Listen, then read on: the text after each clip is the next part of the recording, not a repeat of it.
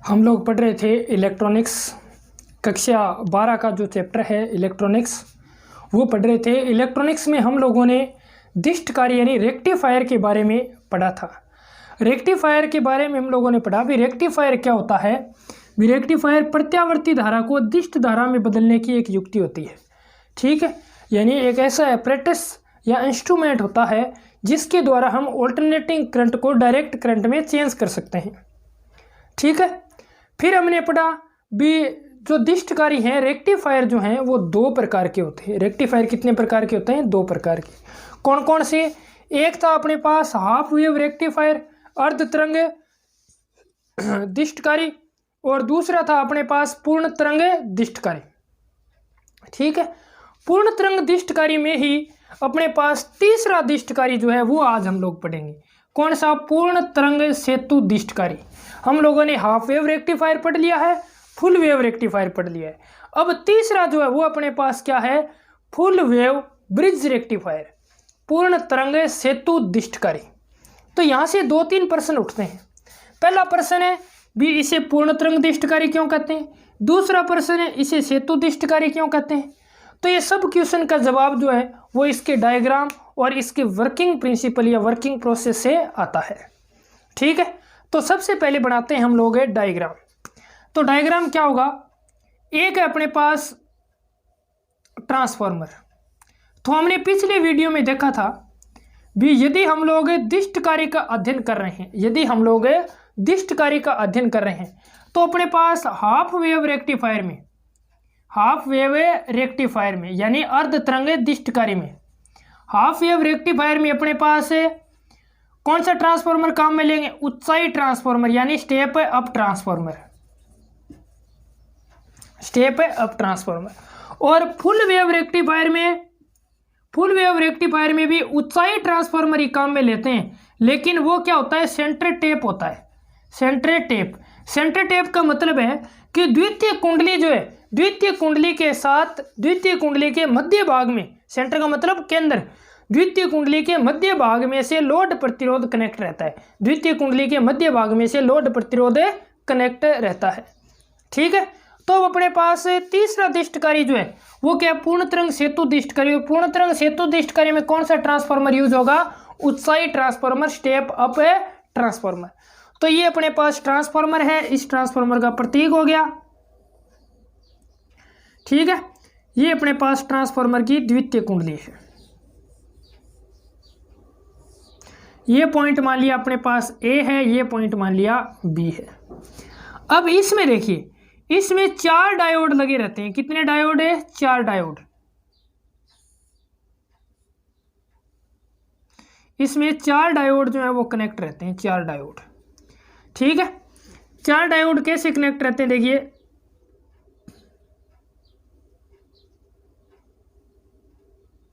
ये अपने पास पहला डायोड हो गया, मान लिया डायोड है D1 है ये। ठीक है,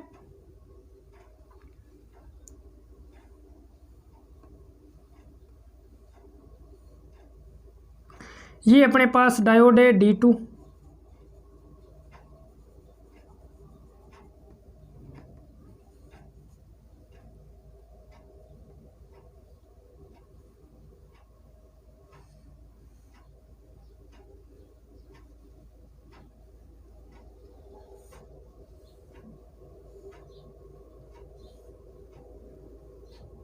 ठीक है,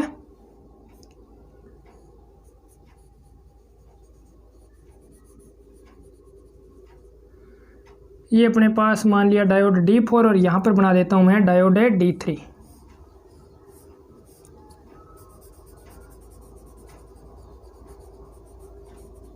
ये अपने पास है D3 डायोड है।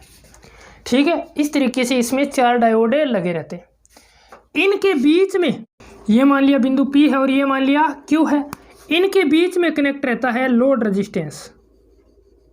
इन दोनों के बीच में कनेक्ट रहता है लोड रेजिस्टेंस। मान लिया क्या है अपने पास? RL है। और इसके सिरों पर से हमें प्राप्त होती है आउटपुट V0। यहाँ से क्या प्राप्त होगी? हमें आउटपुट प्राप्त होगी V0। ठीक है, ये पूरा जो है इसका डायग्राम रहता है। होगी बात क्लियर? अब देखिए इस डायग्राम के द्वारा, यानी यहाँ से हमें वी नॉट प्राप्त करनी है, तो सबसे पहले इसे क्या देनी होगी, इनपुट देनी होगी। सबसे पहले क्या देंगे हम लोग, इनपुट। अब ट्रांसफार्मर है तो कौन सी इनपुट देंगे, एसी वोल्टेज देंगे, ये प्लस ये माइनस। एसी वोल्टेज जो है हमें पता है साइनोसॉइडल वेव के रूप में रहती है, ठीक है। ये प्रथम अर्धचक्र है 0 से T/2 तक, और ये द्वितीय अर्धचक्र है T/2 से T तक। तो ये धनात्मक अर्धचक्र हो गया और ये ऋणात्मक अर्धचक्र हो गया, ठीक है। यहाँ तक बात हो गई क्लियर। अब पहली बात आती है भी इसे सेतुदिष्टकारी क्यों कहते हैं, इसे सेतुदिष्टकारी क्यों कहते हैं। तो सेतुदिष्टकारी कहने का मतलब ये है भी यहाँ पर देखो डायोड D1, D2, D3 और D4 के बीच में लोड रेजिस्टेंस जो है, लोड रेजिस्टेंस जो है वो सेतु की तरह काम करता है। किसकी तरह काम करता है, सेतु की तरह, ब्रिज की तरह, पुल की तरह काम करता है, पुल। तो पुल की तरह काम करने के कारण इसे क्या बोलते हैं, सेतुदिष्टकारी बोलते हैं। यानी इस पूरी प्रक्रिया में बिंदु Q और P के बीच में RL जो है, लोड रेजिस्टेंस जो है वो सेतु की तरह काम करता है, इस कारण इसे क्या बोलते हैं, सेतुदिष्टकारी बोलते हैं, ठीक है। अब बात आती है भी इसे पूर्ण तरंग दिष्टकारी क्यों कहते हैं, तो वो इसकी क्रियाविधि से स्पष्ट हो जाएगा। देखिए कैसे। सबसे पहले हम बात करें धनात्मक अर्धचक्र की, यहां लिख देता हूं मैं क्रियाविधि साथ साथ ही। धनात्मक अर्धचक्र यानी पॉजिटिव हाफ है साइकिल, पॉजिटिव हाफ साइकिल। तो धनात्मक अर्धचक्र में अपने पास क्या होगा, धनात्मक अर्धचक्र में इंडक्शन के कारण A पॉजिटिव हो जाएगा और B नेगेटिव हो जाएगा। इंडक्शन के कारण A पॉजिटिव हो गया और B क्या हो गया, नेगेटिव हो गया। A पॉजिटिव हो गया और B नेगेटिव हो गया, तो डायोड D1 और D3, डायोड D1 और D3 जो है वो कौन सी अभिनति में आ जाएंगे, अग्र अभिनति में आ जाएंगे। क्यों, क्योंकि ये P भाग है और ये N भाग है। इस डायोड का ये P भाग, ये N भाग, इसका ये N भाग, P भाग और N भाग और P भाग। तो देखिए डायोड D1 और D3 के तो पॉजिटिव पॉजिटिव से जुड़े हैं और नेगेटिव है नेगेटिव से जुड़े हैं, लेकिन D2 और D4 के नेगेटिव जो है वो पॉजिटिव से जुड़े हैं और पॉजिटिव नेगेटिव से जुड़े हैं। तो इसका मतलब D1 और D2 जो है, सॉरी D1 और D3 जो है वो फॉरवर्ड बायसिंग में होंगे, यानी अग्र अभिनति में होंगे। तो इन दोनों के कारण धारा प्रवाहित होगी।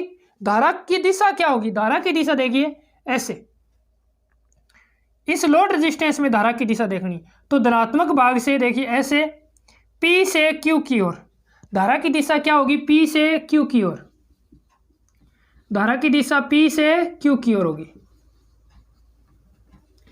और D2 और D4 जो है, D2 और D4 ये दोनों डायोड जो हैं वो कौन सी अभिनति में होंगे, रिवर्स बायसिंग में होंगे। रिवर्स बायसिंग में होंगे तो धारा प्रवाहित नहीं होगी, रिवर्स बायसिंग में होंगे तो धारा प्रवाहित नहीं होगी।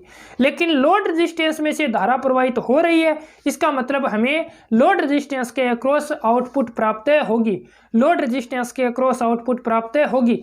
और आउटपुट जो प्राप्त होगी वो धनात्मक अर्धचक्र के कारण आई है, तो धनात्मक अर्धचक्र के कारण जो आउटपुट मिली वो आ गई अपने पास। ये कौन कौन से डायोड हैं, D1 और D3 के कारण प्राप्त हुई, D1 और D3 के कारण।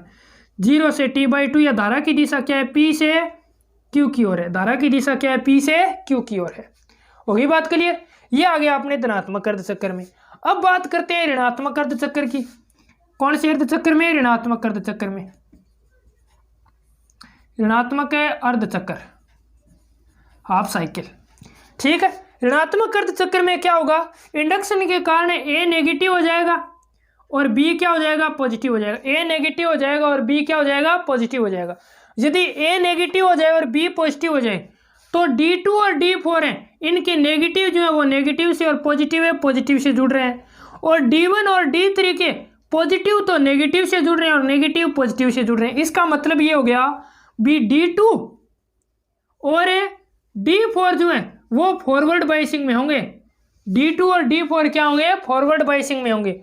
और यदि D2 और D4 फॉरवर्ड बायसिंग में तो धारा देखिए, धारा की दिशा P से Q की ओर, धारा की दिशा क्या होगी देखिए, यहाँ से B से इस D2 से P, फिर इधर Q, फिर D4 से होते हुए A तक धारा की दिशा होगी।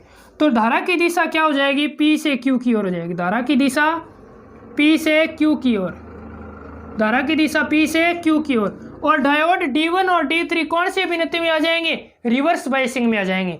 D1 और D3 कौन सी विनती में आ जाएंगे? रिवर्स बायसिंग में। D1 D3 कौन से होंगे?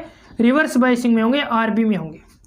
ठीक है, तो अब इसके कारण यानी D2 और D4 के कारण अब धारा प्रवाहित हो रही है, तो D2 और D4 के कारण धारा प्रवाहित हो रही है, तो इसका मतलब आउटपुट प्राप्त होगी, और आउटपुट जो प्राप्त होगी वो उसी दिशा में होगी। क्यों? क्योंकि दोनों स्थिति में लोड रेजिस्टेंस में से धारा की दिशा क्या है? समान है। तो इस बार भी धारा की दिशा क्या है? P से Q की ओर ही है, P से Q की ओर। और किस डायोड के कारण है? D2 और D4 के कारण, D2 और D4 के कारण।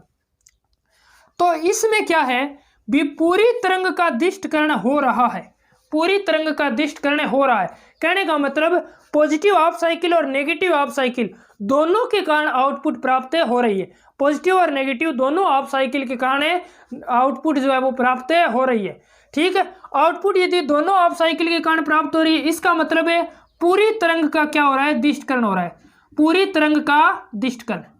और पूरी तरंग का यदि दिष्टकरण हो जाता है तो उसे क्या बोलते हैं? हमें पूर्ण तरंग दिष्टकारी, पूर्ण तरंग दिष्टकारी बोलते हैं। तो ये कौन सा दिष्टकारी हो गया? पूर्ण तरंग दिष्टकारी हो गया।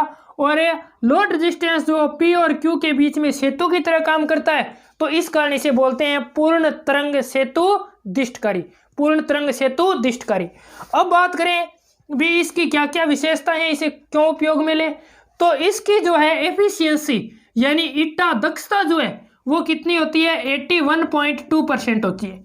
इसकी दक्षता कितनी होती है? 81.2% होती है, 81.2% होती है। ठीक है, और इसमें जो आवृत्ति क्या हो जाती है? आउटपुट की आवृत्ति जो है इनपुट की तुलना में दुगनी हो जाती है। आउटपुट की आवृत्ति इनपुट की तुलना में क्या हो जाती है? दुगनी। आउटपुट की आवृत्ति यानी निर्गत वोल्टता जो होगी, निर्गत वोल्टता की फ्रीक्वेंसी यानी आवृत्ति जो है वो इनपुट वोल्टता यानी निवेशी वोल्टता की तुलना में क्या हो जाती है? दुगनी हो जाती है। तो फ्रीक्वेंसी आवृत्ति क्या हो जाएगी? दुगनी हो जाएगी प्रारंभ की। और आवृत्ति यदि दुगनी हो गई तो आवर्तकाल क्या हो जाएगा? आधा हो जाएगा। आवर्तकाल क्या हो जाएगा? आधा हो जाएगा। ठीक है, तो ये था अपने पास पूर्ण तरंग सेतु दिष्टकारी। तो आज अंत में यानी दिष्टकारी का जो लास्ट भाग है वो कर रहे हैं हम लोग। पूर्ण तरंग दिष्टकारी यानी सेतु दिष्टकारी हम लोगों ने कर लिया है। तो अब अपने पास अंत में है न्यूमेरिकल। एक न्यूमेरिकल है, बहुत ही इंटरेस्टिंग न्यूमेरिकल है ये। इसमें बहुत सारे जो है फॉर्मूले यूज़ होते हैं, 3-4 फॉर्मूले यूज़ होंगे। और इसमें बेसिक नॉलेज जो है ओम के नियम से लेकर अंत तक यानी प्रत्यावर्ती धारा में जहाँ तक माध्यमान धारा हम लोग कहाँ तक निकालते हैं वहाँ तक की पूर्ण थ्योरेटिकल पोर्शन जो है वो आ जाता है। ठीक है, तो देखते हैं बहुत इंटरेस्टिंग न्यूमेरिकल में क्या दिया है हमें भी। एक पूर्ण तरंग दिष्टकारी में 2 डायोड प्रयुक्त होते हैं, 2 डायोड प्रयुक्त होते हैं, इसका मतलब साधारण पूर्ण तरंग दिष्टकारी है। ठीक है, प्रत्येक डायोड का आंतरिक प्रतिरोध इंटरनल रेजिस्टेंस कितना दिया है? 25 ओम दिया है। इंटरनल रेजिस्टेंस कितना दिया है? 25 ओम दिया है। और 25 ओम पर इसे क्या कर दिया है? कांस्टेंट यानी नियत माना गया, कांस्टेंट कर दिया है। ट्रांसफार्मर की द्वितीयक के मध्य बिंदु से यानी सेंटर टेप कर दिया है। सेंटर टेपिंग किए जाने पर प्रत्येक भाग का विभवांतर जो है वो कितना रह जाता है? 50 वोल्ट रह जाता है। और ये कौन सा मान है? RMS मान है। RMS मतलब है रूट मीन स्क्वायर वैल्यू। ठीक है, रूट मीन स्क्वायर वैल्यू या फिर इसे वर्ग मध्य मूल मान कहते हैं हिंदी में। वर्ग मध्य मूल मान दिया है कितना? 50 वोल्ट है। और लोड प्रतिरोध दिया है हमें 975 ओम। और ज्ञात क्या करना है? पहले ज्ञात करना है औसत लोड धारा, यानी औसत लोड धारा का मतलब माध्यमान धारा का माध्यमान ज्ञात करना है, औसत मान ज्ञात करना है। ठीक है, और उसके बाद लोड धारा का RMS मान भी हमें काउंट करना है। ये दोनों चीज़ काउंट करनी है। तो सबसे पहले मैं इसका डायग्राम बना देता हूँ किस तरीके से बनेगा। ठीक है, छोटा सा डायग्राम बनाऊंगा मैं, स्पेस काफ़ी कम है अपने पास। ये ट्रांसफार्मर हो गया। ट्रांसफार्मर की द्वितीय कुंडली जो है ये अपने पास द्वितीय कुंडली हो गई। ये एक डायोड हो गया, ये दूसरा डायोड हो गया।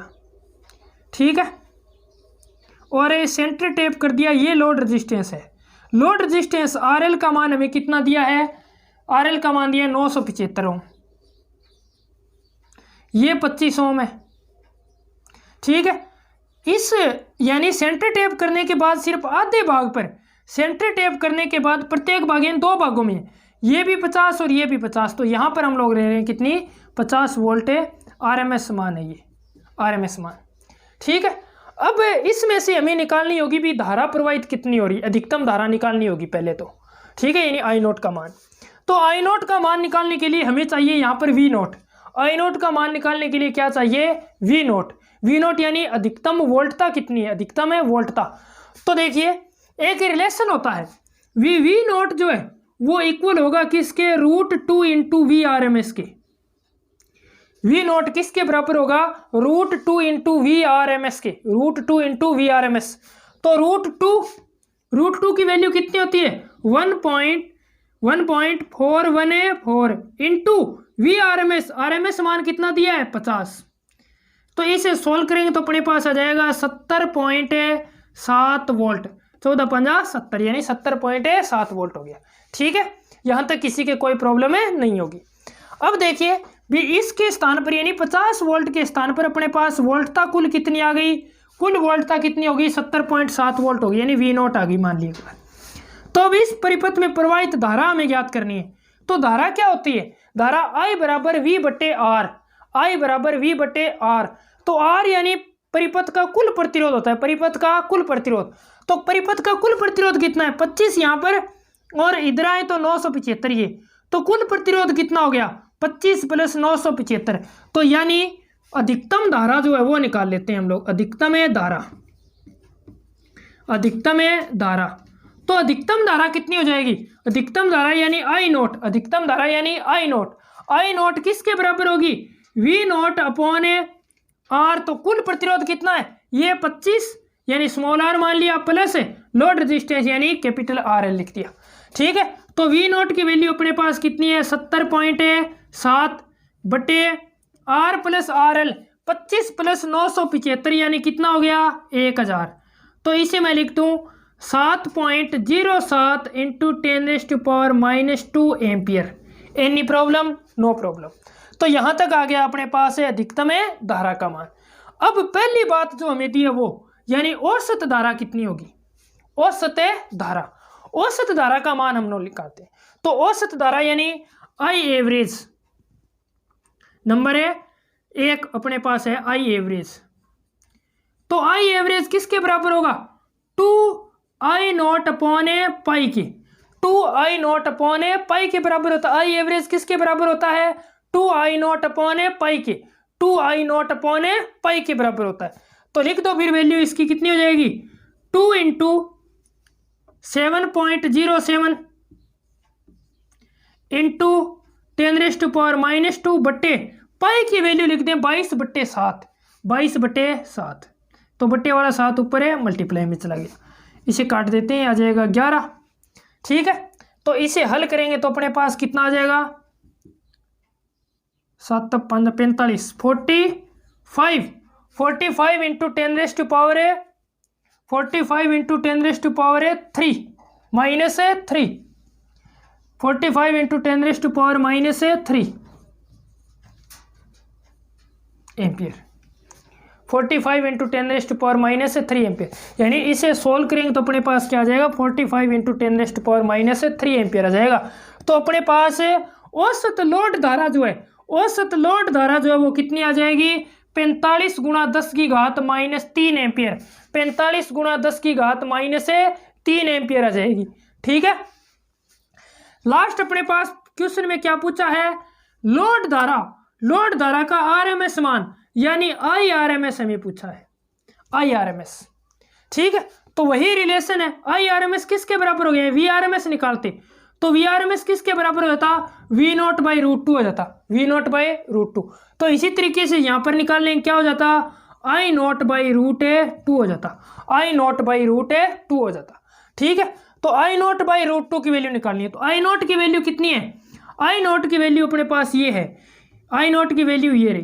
तो ये कितनी अपने पास है 7.07, 7.07 इंटू 10⁻⁻2 बट्टे √2।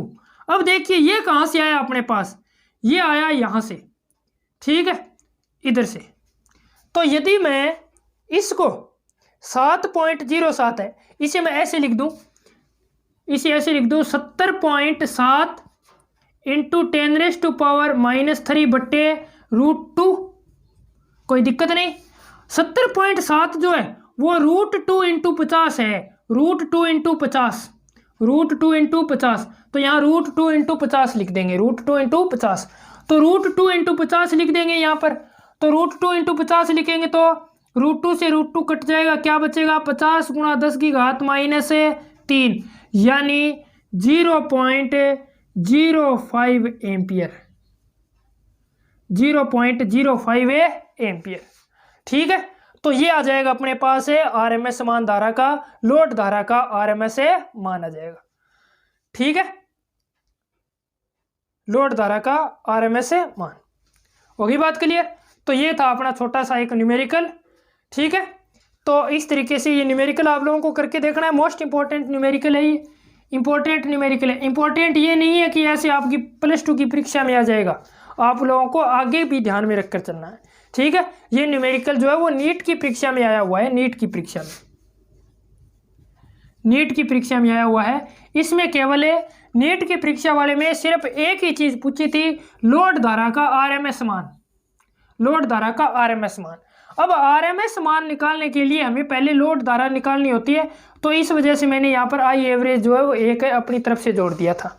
ठीक है, तो ये क्वेश्चन है, आप लोगों को करके देखना है, इंपॉर्टेंट क्वेश्चन है ये। नीट की परीक्षा में एक बार 2017 के पेपर में आया हुआ है, शायद 2017 के पेपर में। ठीक है, तो आज हम लोग इतना ही पढ़ेंगे। अगला जो है ये अब इसका अगला भाग जो चैप्टर का वो शुरू होता है, वो हम लोग अगले वाले लेक्चर से करेंगे, ट्रांजिस्टर के बारे में अध्ययन करना है। ठीक है, ट्रांजिस्टर। ठीक है, तो आज के लिए बस इतना ही। आप लोगों को एक जरूरी सूचना बता दूं भी, हम लोग एक जो है अपना ऐप SC फेफरा के नाम से अपना एक ऐप लेके आ रहे हैं, एंड्रॉयड ऐप जो है वो लेके आ रहे हैं। तो उस एंड्रॉयड ऐप पर आप लोग लाइव क्लास और टेस्ट जो है, डेली टेस्ट रूटीन जो है वो भी अपना चलता रहेगा। ठीक है, तो एंड्रॉयड ऐप जो है वो हम लोग परसों तक इंस्टॉल कर देंगे, परसों तक अपने गूगल प्ले स्टोर पर जो है वो आप लोगों को मिल जाएगा, वहाँ से अपने फ़ोन में इंस्टॉल करके आप लोग लाइव क्लास का आनंद भी ले सकते हैं। ठीक है, तो धन्यवाद, जय हिंद, जय भारत। चैनल को सब्सक्राइब कीजिए, वीडियोस को लाइक कीजिए, अपने दोस्तों में शेयर कीजिए। ठीक है, जय हिंद, जय भारत।